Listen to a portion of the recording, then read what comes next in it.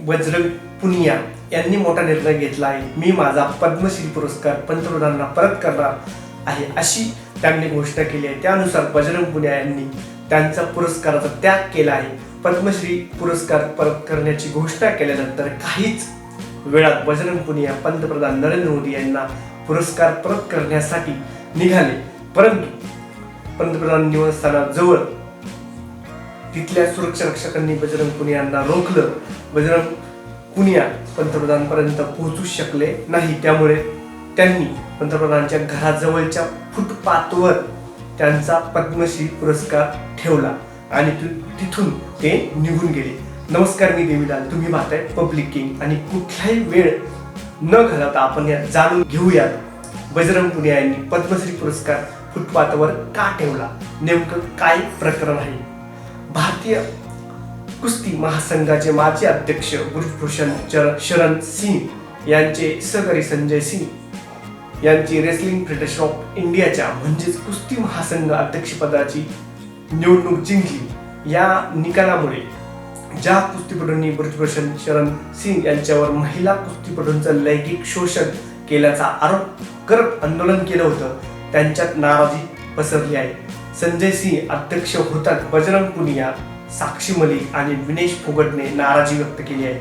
या तिघांनी कुस्तीपटूंच्या आंदोलनाचं नेतृत्व केलं होतं। दरम्यान संजय सिंग निवडणूक जिंकल्यानंतर साक्षी मलिकने कुस्तीला कायमचा चक्क रामराम करण्याचा निर्णय घेतला आहे। पद्मश्री पुरस्कार परत करण्याची घोषणा केल्यानंतर काहीच वेळात बजरंग पुनिया पंतप्रधान नरेंद्र मोदी यांना पुरस्कार परत करण्यासाठी निघाले, परंतु पंतप्रधान निवासाजवळ तिथल्या सुरक्षा रक्षकांनी बजरंग पुनिया यांना रोखलं। बजरंग पुनिया पंतप्रधानांपर्यंत पोहोचू शकले नाही, त्यामुळे त्यांनी पंतप्रधानांच्या घराजवळच्या फुटपाथवर त्यांचा पद्मश्री पुरस्कार ठेवला आणि तिथून ते निघून गेले। दरम्यान कुस्तीपटू बजरंग पुनिया यांनी पंतप्रधान नरेंद्र मोदी यांना एक पत्र लिहिलं आहे। या पत्रात त्यांनी म्हटलं आहे की मला आशा आहे की तुमची प्रकृती ठीक असेल, तुम्ही देशाच्या सेवेमध्ये व्यस्त असणार। तुमच्या व्यस्ततेदरम्यान मी आपलं लक्ष कुस्तीकडे वळू इच्छितो।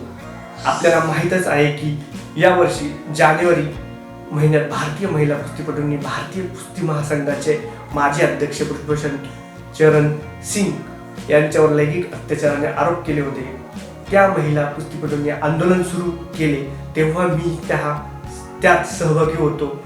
सरकारने आंदोलनकर्त्यांना ठोस आश्वासनं दिल्यानंतर जानेवारी महिन्यातच कुस्तीपटू आपापल्या घरी निघून गेले। मात्र 3 महिन्यानंतरही ब्रिजभूषण सिंग यांच्यावर FIR ही दाखल झाली नव्हती।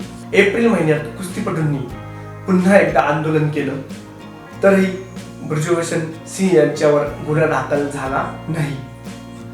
शेवटी कुस्तीपटूंना न्यायालयात जाऊन गुन्हा दाखल करावा लागला।